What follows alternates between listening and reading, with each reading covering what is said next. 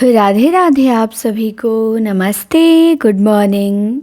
स्वागत है Hindi teachers academy में। तो आज हमारा प्रश्न तीसरा है। 2 प्रश्न हमने देखे थे मेंस के लिए और प्लेलिस्ट में बना दूंगी और उम्मीद है कि पीछे की क्लासें आप देखे होंगे। तो आज हमारा तीसरा प्रश्न है और तीसरा प्रश्न है कि संधि और समास का संक्षेप में वर्णन कीजिए एवं इनके अंतर को स्पष्ट कीजिए। तो आइए हम इसका आंसर देखते हैं कि कैसे हमें लिखना है। दिया है कि 2 वर्णों, शब्दों अथवा शब्दांश के निकट आने पर पूर्व पद के अंतिम वर्ण और उत्तर पद के पहले वर्ण के जुड़ने पर उत्पन्न विकार को संधि कहते हैं। संधि किसे कहते हैं? 2 वर्णों, शब्दों अथवा शब्दांश के निकट आने पर पूर्व पद के अंतिम वर्ण, जैसे विद्या है, विद्या तो पूर्व पद पहला पद है, इसका अंतिम वर्ण द्या है। अब प्लस आलय, आलय हमारा क्या है? आलय हमारा दूसरा पद है और दूसरा पद का पहला वर्ण उत्तर पद इसे कहते हैं, दूसरे वर्ण पद को।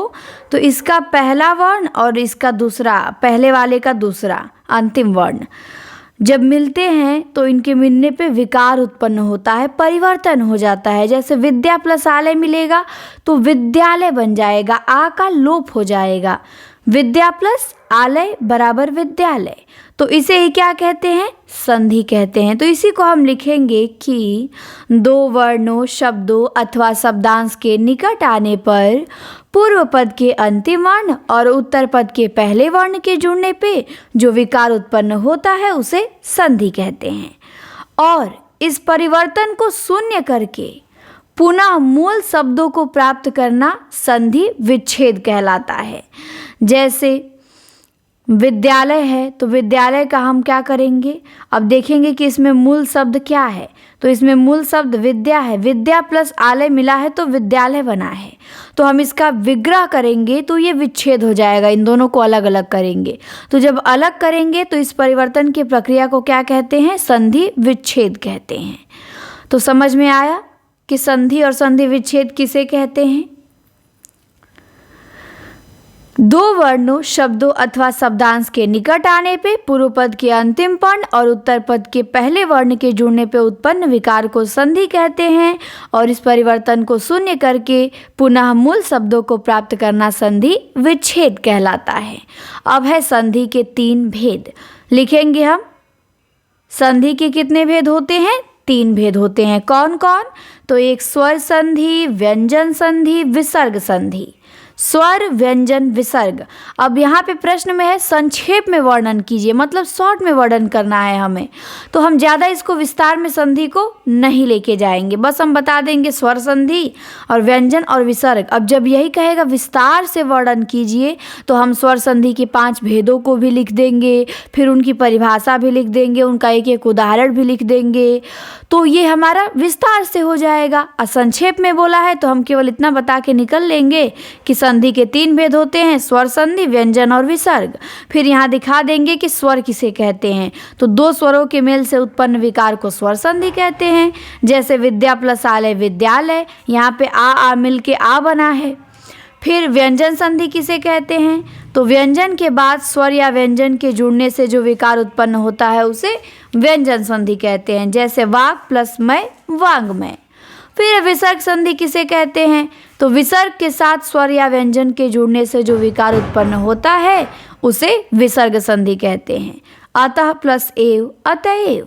तो हो गया स्वर, व्यंजन, विसर्ग। ठीक, हमने यहाँ पे दिखा दिया, इनकी हल्की हल्की परिभाषा भी लिख दी एक एक लाइन में और एक एक एग्जाम्पल भी लिख दिया, ताकि इससे एग्जामिनर को लगे कि हाँ हमें जानकारी है इसके बारे में। तो हमने संक्षेप में संधि के बारे में तो बता दिया। अब समास के बारे में बताएंगे अगले पेज पे कि समास क्या होता है। तो फिर है समास की वे भाषाई उक्तियाँ जिनमें दो या दो से अधिक शब्दों के परस्पर संबंध को व्यक्त करने वाले शब्दों का लोप हो जाए एवं उनके आपस में जुड़ने से नए शब्द का निर्माण हो, वो समास कहलाती हैं। संधि में वर्णों का मेल होता है और समास में शब्दों का होता है, बस यही डिफरेंस है दोनों में। तो ध्यान देंगे कि जब दो या दो से अधिक शब्द परस्पर मिल जाएं और परस्पर जो उनके संबंध को व्यक्त करने वाला शब्द है, कारक चिन्ह जो रहता है वो लोप हो जाए और नए शब्द का निर्माण हो जाए उनके आपस में जुड़ने से, तो वो समास कहलाता है। समास का प्रयोग हम करते हैं, जैसे समास की जानकारी रहेगी तो आप अपनी बातों को कम शब्दों में कह सकते हैं, अधिक नहीं कहना पड़ेगा। जैसे मान लीजिए दशानन, तो अब हम रावण को दशानन भी कह देते हैं। अब किसकी वजह से? समास की वजह से। समास नहीं होता तो हम कहते 10 हैं आनंद जिसके, ये कहते, तो अब इतना बोलना पड़ता, सीधे हम कह देते हैं दशानन। तो दशानन का विग्रह करेंगे तो वही निकलेगा, 10 है आनंद जिसके। तो समास बड़े चीज़ों को कम शब्दों में ले लेता है, समेट देता है। तो ये हमारा क्या हो गया? समास हो गया। अब समास के हम भेद दिखा देंगे कि कितने भेद होते हैं, तो 4 भेद होते हैं। अब यही कहा रहा था समास के बारे में विस्तार से वर्णन कीजिए, तो हम बताते समास का शाब्दिक अर्थ संक्षेप होता है और भी तरह से इसकी परिभाषाएं बता देते, लेकिन हमें शॉर्ट में बताना है, संक्षेप में। तो समास के 4 भेद होते हैं। अब हम दिखाएंगे कौन कौन से भेद होते हैं। तो एक है अव्ययी भाव समास, एक है तत्पुरुष समास, एक है द्वंद्व समास और एक है बहुब्रीहि समास। ठीक, तो अव्ययी भाव समास में क्या होता है? अव्ययी भाव समास में जहाँ पूर्व पद प्रधान व उत्तर पद गौड़ हो, वो अव्ययी भाव होता है। जैसे प्रतिदिन, प्रतिदिन, यहाँ पे प्रति क्या है? प्रधान है, और दिन क्या है? गौड़ है। प्रतिदिन, तो प्रतिदिन हमारा अव्ययी भाव समास है। फिर अब हम दिखाएंगे तत्पुरुष समास कि जहाँ उत्तर पद प्रधान होता है और पूर्व पद गौड़ होता है, वो हमारा तत्पुरुष समास है। तत्पुरुष के 2 भेद होते हैं, एक कर्मधारय समास और एक द्विगु समास। कर्मधारय किसे कहते हैं? तो जहाँ पूर्व पद विशेषण हो और उत्तर पद विशेष्य हो, उसे हम कर्मधारय कहते हैं। जैसे नील गाय, नील गाय में नील क्या है? विशेषण है, और गाय क्या है? विशेष्य है। गाय की विशेषता बता रहा है कि नीली है जो गाय, कैसी है गाय? नीली है। तो कर्मधारय में पूर्व पद विशेषण और उत्तर पद विशेष्य होता है। अब दूसरा भेद है तत्पुरुष समास का द्विगु समास। द्विगु समास जहाँ पूर्व पद संख्या हो जो उत्तर पद की व्याख्या करे। तो पूर्व पद मतलब पहला पद संख्यावाचक होना चाहिए। जैसे चतुर्भुज, तो 4 हैं भुजाएं जिसकी, तो भुजा की व्याख्या कर रहा है ना, कितनी भुजाएं हैं? 4 भुजाएं हैं। तो हमारा क्या हो गया? द्विगु समास हो गया। तो हमने देखा तत्पुरुष के 2 भेद होते हैं, कर्मधारय और द्विगु। अब हम द्वंद्व समास को देख लेंगे। तो द्वंद्व समास जहाँ दोनों पद प्रधान हो, पूर्व पद भी और उत्तर पद भी। जैसे माँ बाप, दाल रोटी, दाल भात, माता पिता, तो यहाँ पे दोनों शब्द प्रधान है ना, माँ भी प्रधान है, बाप भी प्रधान है, दोनों। कोई किसी की ना व्याख्या कर रहा है ना उसकी कोई पद गौड़ है, दोनों प्रधान है, तो द्वंद्व समास हो गया। अब यही दिया रहता कि समास का विस्तार से वर्णन कीजिए, तो हम द्वंद्व समास के भी 3 भेद है, इतरेतर है, समाहार द्वंद्व है, वैकल्पिक द्वंद्व है, तो उसे हम लिख के दिखाते, लेकिन हमसे शॉर्ट में पूछा है तो हम वो सब नहीं दिखाएंगे, हम केवल समास के 4 भेद बताएंगे। प्रश्न पूछा क्या है, हमें उसके अनुसार जाना है, कितने शब्दों में लिखना है उस पे चलना है। ये नहीं कि हमें खूब पूछा है 150 शब्द में लेके चले गए 500 शब्द, ये भी नहीं करना है कि हमें तो सब आ रहा है भाई हम विस्तार से लिखेंगे। नहीं, जितना पूछे उतना ही बताना है, उससे अधिक बताएंगे टाइम वेस्ट होगा। हाँ, जानकारी तो रखनी है भाई, जानकारी होनी चाहिए कि हाँ इतने इतने होते हैं, और ये सब चीज़ें आपको याद तो होगी पहले से, और नहीं होगी तो कर लेंगे सब समास की परिभाषा, क्योंकि तभी तो लिखेंगे। अब इसमें बना के थोड़ी आप लिख पाएंगे। तो शॉर्ट में इसीलिए बहुत चीज़ें यहाँ बताई गई हैं ताकि आप आराम से याद कर लें। अब बहुब्रीहि समास के देखिए, सब जानते हैं कि जहाँ 2 शब्द मिलके तीसरे अर्थ की अभिव्यंजना करे वहाँ बहुब्रीहि होता है। बहुब्रीहि में कोई पद प्रधान नहीं होता है, कोई अन्य अर्थ निकलता है प्रधान। जैसे नीलकंठ, तो नीला है कंठ जिसका, किसका है? नीलाकंठ, शिव जी का। तो दोनों पद मिलके तीसरे पद की अभिव्यंजना कर रहे हैं शिव जी की, तो ये हमारा बहुब्रीहि समास हो गया। तो हमने देख लिया समास के 4 भेद और ऐसे हमने यहाँ पे दिखा दिया एरो बना के। तो आप भी ऐसे बना के वहाँ जल्दी से हो जाएगा, टाइम नहीं लगेगा, दिखा सकते हैं। कॉपी अच्छी होनी चाहिए, स्पष्ट होनी चाहिए, राइटिंग कैसी भी रहे, थोड़ा दूर दूर, एकदम दूर दूर नहीं, लेकिन जितना मैंने लिखा है गैप देके, इतना गैप आपकी कॉपी में होना चाहिए। देखिए ना, काफ़ी ज़्यादा बेकार लग रही है ना, खूब अच्छी भी नहीं है, बट ठीक है। हाँ, कोई इसे ये नहीं कहेगा कि हाँ ख़राब है। देख के आदमी अच्छा बहुत स्कोर दे सकता है, इम्प्रेस हो सकता है यदि आप ऐसा भी लिख देते हैं तो। आप खुद देखिए। और आप लोगों से मैंने कॉपी मांगा था, आप लोग बहुत घना घना लिख देते हैं, तो घना घना से बचिए। घना घना लिखने में नुकसान ही होता है अपना, एक तो टाइम अधिक लगता है, घना लिखेंगे तो उतना में लिखेंगे 2 पेज चला जाएगा और अच्छा भी नहीं लगता है देखने में, पढ़ने में भी मन नहीं लगेगा। अस्पष्ट रहेगा तो पढ़ने में भी मन लगता है। तो हमें बस लिखने के तरीक़ों को सीखना है और आंसर क्या होगा ये देखना है। बाकी राइटिंग कैसे भी रहेगी, थोड़ी ठीक ठाक रहेगी तो चल जाएगा। ये नहीं कि एकदम खूब सुंदर रहेगा तभी नहीं। मैं आप लोगों को टॉपर्स की कापियाँ दिखाऊंगी, वो बस स्पष्ट लिखते हैं और एग्ज़ाम में इतना टाइम नहीं रहता कि आप रच रच के चुन चुन के राइटिंग बैठाएं। नहीं, वहाँ किसी की राइटिंग नहीं बैठ पाएगी। जो आपका मूल राइटिंग होगा वही निकल के आएगा। बस आपको अपनी स्पष्टता पे ध्यान देना है कि हमारी कापी गंदी ना लगे और स्वच्छ रहे, दूर दूर थोड़ा रहे, देखने में ठीक ठाक लगे। बाकी राइटिंग कैसे भी हो। तो मैं आप लोगों को जल्दी टॉपर्स की कॉपी भी दिखाऊंगी, वीडियो बनाऊंगी। मैं यूपीएससी में जो रवि सिहाग हैं, हिंदी मीडियम से टॉप किए हैं, उनकी कॉपी दिखाऊंगी। कई हैं, एक राकेश मीणा करके हैं, उन्होंने भी टॉप किया था हिंदी मीडियम से।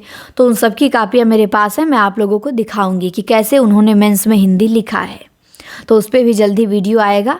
आप लोग कमेंट करिएगा यदि ज़रूरत होगी जब अभी तो।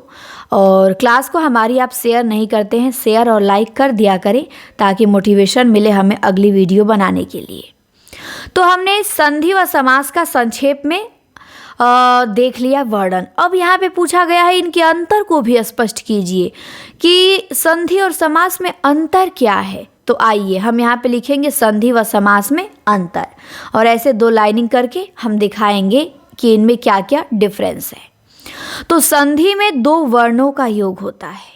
शुरू में ही मैंने बताया कि संधि में वर्णों का योग होता है और समास में शब्दों का योग होता है। याद रखिएगा, संधि केवल तत्सम शब्दों में होती है, तद्भव में संधि नहीं होगी। याद रखिएगा, संधि केवल तत्सम शब्दों में होती है, लेकिन समास तत्सम, तद्भव, देशज, विदेशज किसी भी शब्द में संभव है समास, लेकिन संधि केवल तत्सम शब्दों में होती है।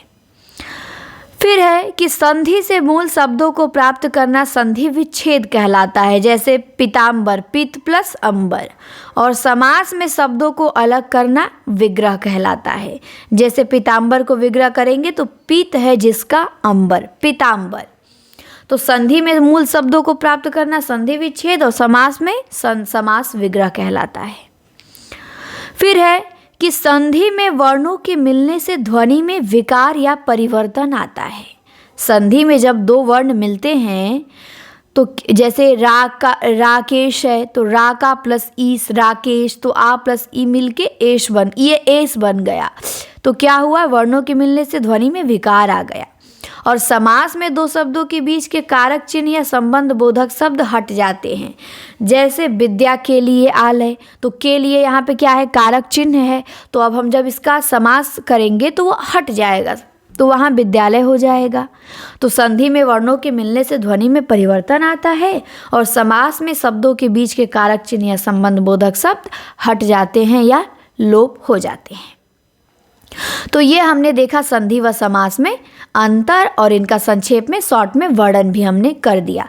बहुत छोटे में किया है, कम शब्दों में, ताकि आपको बोझिल ना हो और इंटरेस्टी बने रहे इसमें और आप आसानी से याद कर लें। और ये सबके लिए उपयोगी है, चाहे आप एमआरएस का मेंस लिखेंगे, चाहे केवीएस एनवीएस का, चाहे एलटी ग्रेड का, चाहे जीआईसी का, चाहे यूपीएससी का। ये हर एग्ज़ाम के लिए बहुत अच्छी क्लास है। तो इस सब के लिए आप ये फ़ायदा इसका उठा सकते हैं, और टीजीटी पीजीटी वाले भी इसे नोट करेंगे, सुनेंगे, उन्हें भी नुकसान नहीं करेगा ये। अब मैंने 3 प्रश्न आपको दे दिया। अब मेरा चौथा प्रश्न रहेगा आदिकालीन काव्य की प्रवृत्तियाँ।